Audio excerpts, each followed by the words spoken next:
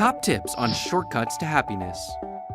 Research has found that people over 50 often get happier as they age. Along with proper sleep and diet, here are some more ways to boost your bliss, according to the experts. See the morning light. Sunlight boosts serotonin, a chemical your body produces to regulate mood and improve your ability to focus. Try taking a morning walk to absorb some sun. That early dose of daylight also helps you get better sleep at night. Get in micro-exercise. If you can't do a regular workout each day, at least take a short walk, even if it's just for 5 minutes. Or you can lift hand weights or do balance exercises. Even a small amount of exercise can help reduce stress. Tidy up. A little decluttering each day can also lighten your mood and ease your mind. Getting organized could lead to better sleep, improved relationships, and even weight loss. Reach out. See friends or visit family. Reconnect with old pals. If a good friend is far away, set an annual time and place to meet, or join a group and make new friends. Meditate. Just 5 minutes a day of quiet reflection can do wonders to relieve anxiety, neutralize negative thinking, and clear your mind. If you don't know how to get started, there's plenty of guidance available in books, classes, and apps. For more tips to stay healthy, visit aarp.org/health.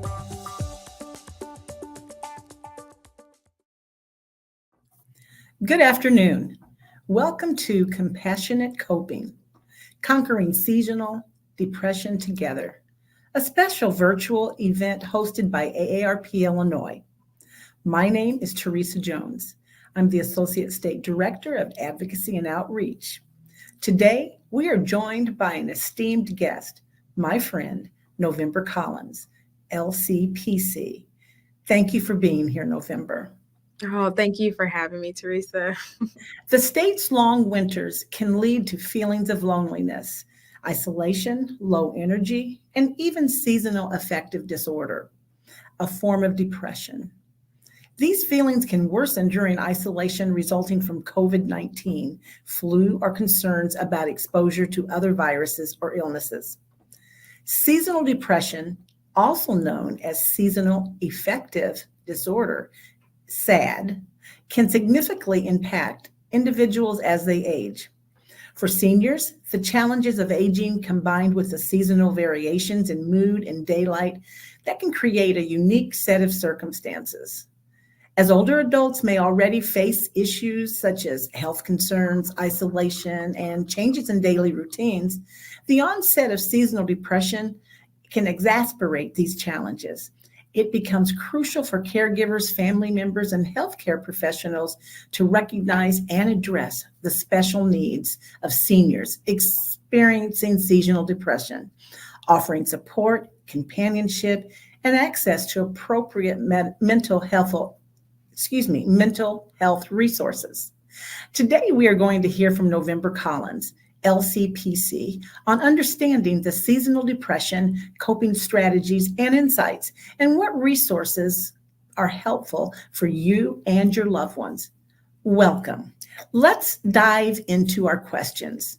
Well, the first thing, there's a few letters behind your name, November, LCPC. So that everyone knows, what is that? What is LCPC? That stands for Licensed Clinical Professional Counselor. Okay, so how might the changes in daily routines during winter, like unique environmental and lifestyle shifts, affect the emotional well-being of older adults, potentially leading to or deepening seasonal depression? Oh, absolutely. As of course we all know, with the winter weather comes the cold, the ice, the shorter days, less sunshine, and things like that. Right off the bat, we're getting less vitamin D just from the sheer fact that our days are shorter, meaning that we don't have that sunlight, that vitamin D isn't getting into our system like it typically would. And that vitamin D, believe it or not, has a lot to do with our mood and how we're feeling. And so right away, that already makes us a little bit more susceptible, just the mere fact of it changing, seasons to winter. Then you add in potential, aches and pains that come from the colder weather. You add in concerns about falls and, not wanting to or not being able to get out to the activities you would normally be able to do. And now all of a sudden you kind of find yourself at home, not being able to interact, afraid of possibly falling. You've got that lower vitamin D, and it just kind of creates this recipe for potential seasonal affective disorder, or just rolling you right on into it, unintentionally. So those things definitely play a factor. Okay, you might have answered a little bit of this, but how might the life experiences and natural age-related transitions make older adults more sensitive or susceptible to seasonal depression? Yeah, well, the life experiences, I mean, I think about, those folks in our community and even in my own family who are 50 plus, the generation that you're born in greatly affects the way you experience or the way you discuss your feelings or your emotions, or the fact that you don't discuss your feelings or your emotions. So just merely when you were born, the experiences that you had might make you not necessarily pay attention to or tune into what you're actually feeling. A lot of times, some folks might feel like, well, that's personal. I'm not going to share that with someone, or feel like you have to kind of be, stoic or this strong individual as a pillar for your family, and you might ignore, some of the signs that are starting to happen for yourself, or just be in denial about what's going on for yourself. So I think that that plays into a lot of the ways that not we, but a lot of the ways that older adults experience or, happen to come upon that seasonal affective disorder. Okay. Yeah. Could you shed some light on some subtle but yet significant signs of seasonal depression that are especially common in older adults but often go unnoticed? Absolutely. So, of course, here again, we've got that winter, we've got that cold weather, and there's just that feeling of, oh, I want to stay inside, I want to snuggle up, I'm going to go to bed a little earlier because it's darker, it's cold, it's not a whole lot to do. But those symptoms of seasonal depression, they kind of creep in as a little bit of irritability starting to rise up. It comes up as decreased energy, trouble concentrating, your appetite might go up, you might notice a little weight gain.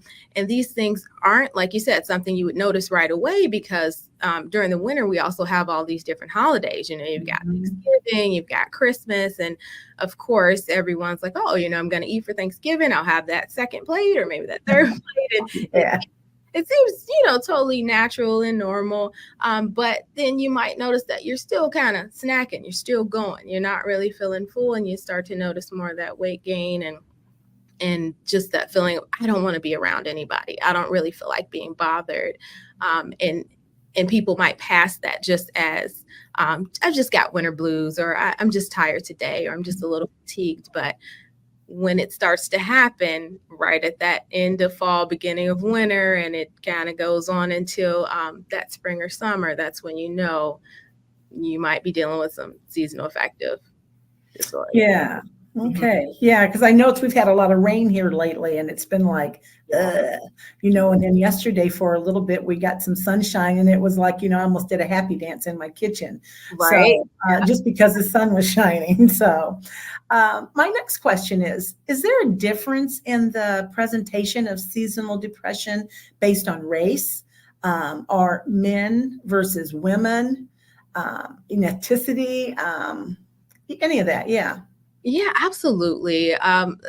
The research shows that, and I promise this will circle back around to your answer, but the research shows that folks who have darker skin, so mainly, African American or Hispanic communities, tend to have higher rates of vitamin D deficiency. And so that brings us right back to the issue of having those shorter days and decreased sunlight that would produce what is that serotonin in our brain. Now, the serotonin is responsible for our happy feelings. That happy dance feeling that you had when the sun came out that day, that was that serotonin coming in. And so when you're a part of a population or a group that has that darker skin tone, and you have that higher rate of vitamin D deficiency, then it makes you more susceptible to having seasonal depression, just by that mere fact alone that you're more susceptible to it for that reason. And then you add in what we discussed earlier about the weather changes and the aches and the pains and things like that. So that could lead more into it. And now, as far as men versus women, studies have also shown that women have higher rates of seasonal depression or depression in general. They're still kind of trying to figure out exactly why that is, but some of the reasons are related to those varying levels of estrogen that women experience that men do not.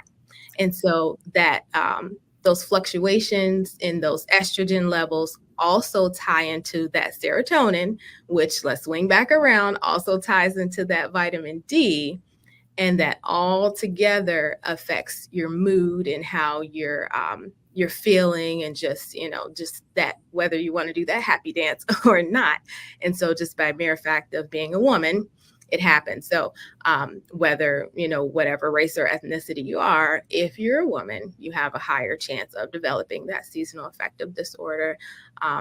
And then in addition to that, I don't want to skip over this other fact that a lot of times happen with women, which is that superwoman syndrome or phenomenon, where in a lot of communities, and it happens a lot with our older adults who may be caring for grandchildren or other children or things like that, where there's that push to be perfect in all areas of your life. So the perfect, grandmother or employee or daughter, you might be caring for aging parents, whatever the case might be, just that push. And then that added stress on top of all the other hormonal changes and effects from vitamin D and this and that. So long story short, being a woman can make you have higher rates of seasonal depression, and then as well as having coming from a community that has darker skin. So yep, African American and Hispanic communities, and being a woman does affect how you may experience that seasonal affective disorder. Yeah.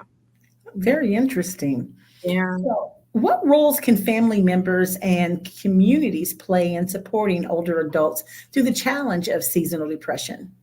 Well, absolutely. Our communities can just continue to create programs that focus on allowing our older adults to come together to socialize, whether it's in person or virtually.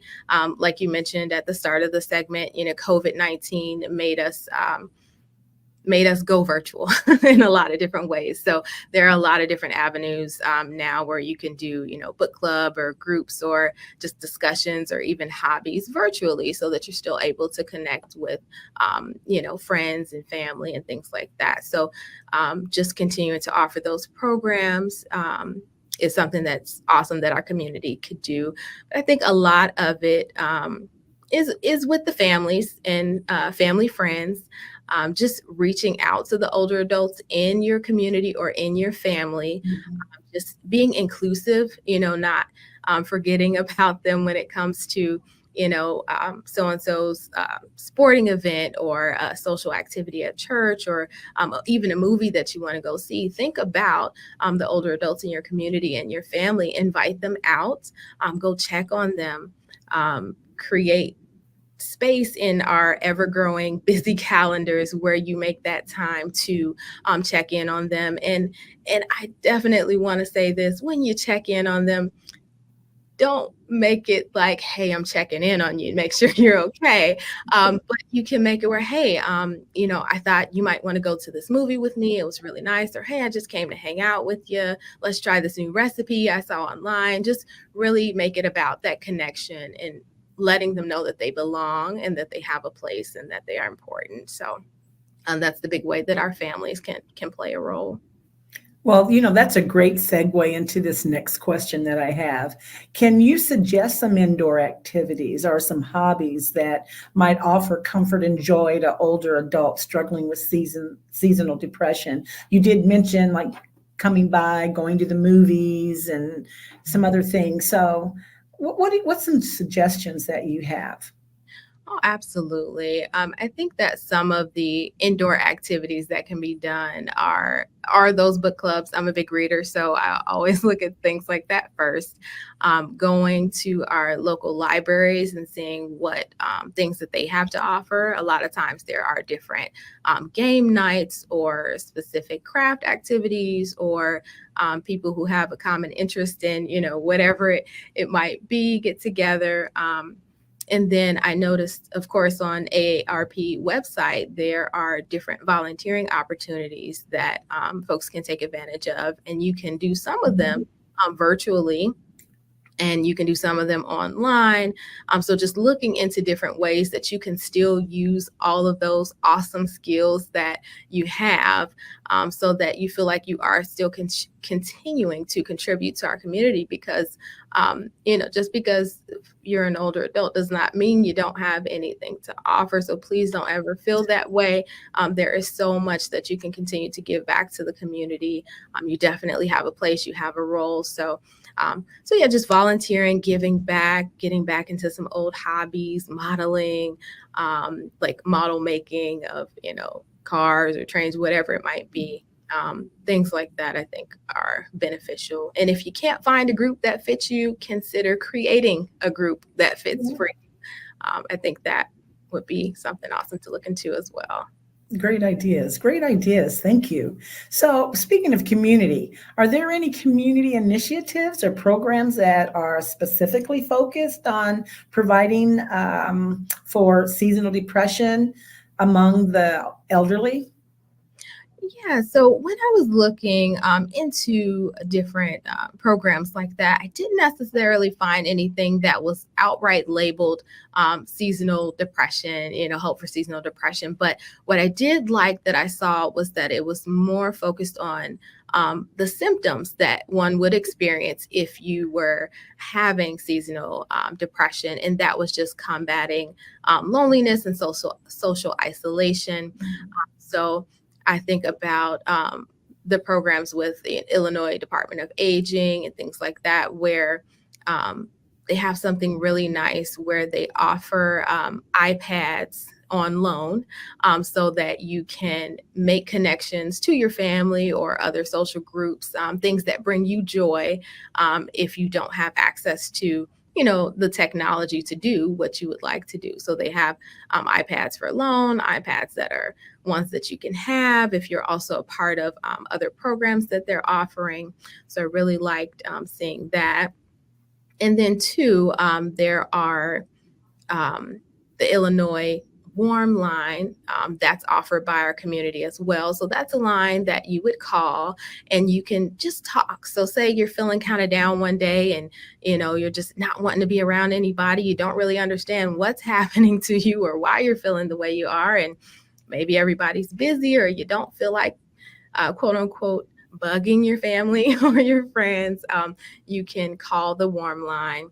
And then there's also the text line for crisis. So if you're feeling just completely not okay and it's a little bit more of a serious situation for you and you do feel like you need someone to intervene or step in or give you resources, you can reach out to that crisis line number.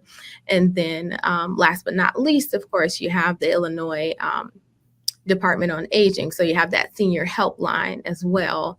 And you can call them for additional resources, see what's going on in the community that you might be able to partake of to help you out during this season as well. Okay, that's a lot of great information there. Thank you. So, when older adults consider therapy for seasonal depression, what should be kept in mind? Well, I think that first off, if you're considering therapy, awesome. That's wonderful. But keep in mind that it's not a one-stop shop. A lot of times when you're considering therapy services, it's therapy and something else. So the therapy takes care of the way we are processing and thinking about the different transitions that come with being an older adult, and accepting the new version of yourself that you might be dealing with at that time. Therapy helps with that. But then also, we talked earlier about the serotonin and the vitamin D levels and that type of thing. It might also be important to discuss with your primary care doctor, getting some lab work done to see if you are deficient in vitamin D. And if you are, it's a really simple prescription that they can give you, and you can get your vitamin D levels back where they need to be. And then in addition to that, possible antidepressant medication. I know a lot of people, when I was working with clients who experience seasonal affective depression, they would say, oh, no, I don't want any medication. I don't want anything that's not natural.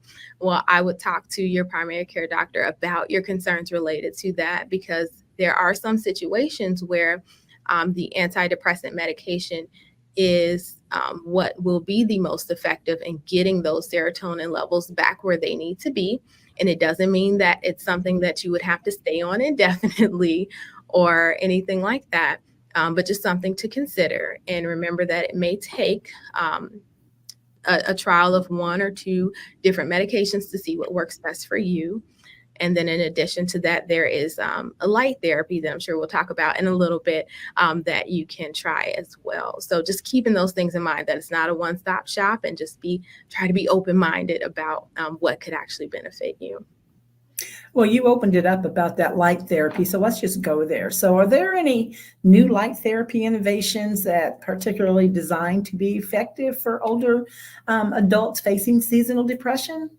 Yes, actually, the light therapy is something that's actually been around since the 1980s, and it has been proven to be one of the leading effective tools for seasonal affective depression, because what it does is it creates the artificial version of the light that we're missing from the sun due to the shorter days. So I have a little box with me here. It's a small box that looks like this.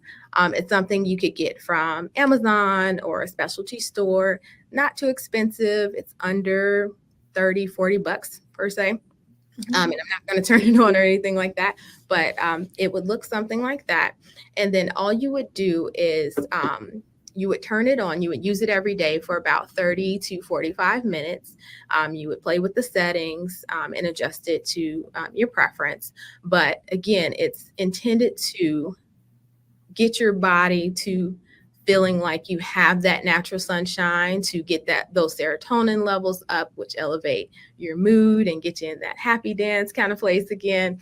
And a lot of times it is very effective for folks. And that's something that for folks who like to try a more natural approach, that might be something to consider. But be mindful that if you do have certain conditions with your eyes, or certain medical conditions that affect how long you're exposed to sunlight in general, talk to your primary care doctor before you try something like that. It's very important, because there could be side effects that would not be so great for you. But yes, that light therapy is definitely something that has been effective. And just real short, I can remember working in an office that did not have a window at all during the winter, and having that light box in there definitely helped for those winter months. Yeah. So would people, I just have another question about that right quick. So would people just, when they get up in the morning, you get on your clothes and everything before you go to work, turn that on for about a half an hour? You really could. Or when you get home, apologize, I mean to cut you off, or when you get home and, typically in the summertime, you get home 6 p.m., it's still light out, you know? So when you get home from work now during the winter, it's pretty dark, but you could come home, turn on your light. It can be across the room. You can figure out a way to hang it up high where it feels like the sunshine is coming through, and keep it on for a little while. You don't have to sit under it or have it right under your sunbathing or anything like that, but just have it in the corner, up on a shelf, and that would be perfectly effective. I feel a sale coming on here. Could you offer some advice for older adults who might be encountering the early signs of seasonal depression for the first time? Absolutely. What I would say is be honest with yourself if you feel like you are encountering those symptoms for the first time. It's okay to reach out for help. A lot of times, um, older adults also have, I believe the statistics were about 80% of older adults have a chronic illness. And with that chronic illness comes, of course, those feelings about, having, whatever might be going on. And a lot of times that can be looked at, or I should say, misinterpreted by the individual or by the doctor as, oh, I'm just feeling upset about, XYZ diagnosis. And no, it's not just that. It can also be that you're experiencing that seasonal affective disorder. And I would say if you had the opportunity and you knew that you could improve your mood by just reaching out and getting some additional help, wouldn't you want to do that? I Yeah. would. Yeah. Okay. Lastly, Mhm. could you emphasize the importance and benefits of reaching out, forming connections, and embracing the support available to them? I think you touched on that a little bit this last time, but just again, sometimes we need to hear things more than once. Absolutely. Absolutely. It is very important to just take those opportunities and use those avenues to get that support. You never know how much it might help you until you reach out. And I know for a lot of folks, it's about not wanting to get out of your comfort zone. It's about, hey, I like my house. I want to be here. I talk to my 3 neighbors, and that's all I need. But if you are willing to branch out just a little bit, you might be surprised at what you are able to gain from that. So, don't be afraid to do it. Be brave, reach out, whether it's to your church community, friends, local libraries, whatever it might be. Just go ahead and do it because, like I mentioned before, if you knew that you could feel better and there was something that you can do to improve that mood, I think you'd want to do it. Yeah. Yeah. November, this has been wonderful. Thank you. Thank you. We appreciate you being here. We want to thank our audience for joining us in this important discussion. Remember, compassion and understanding are powerful tools in conquering seasonal depression together. Stay connected, stay informed, and take care. Goodbye, everyone. And this concludes today's virtual event on compassionate coping, conquering season depression. Thank you.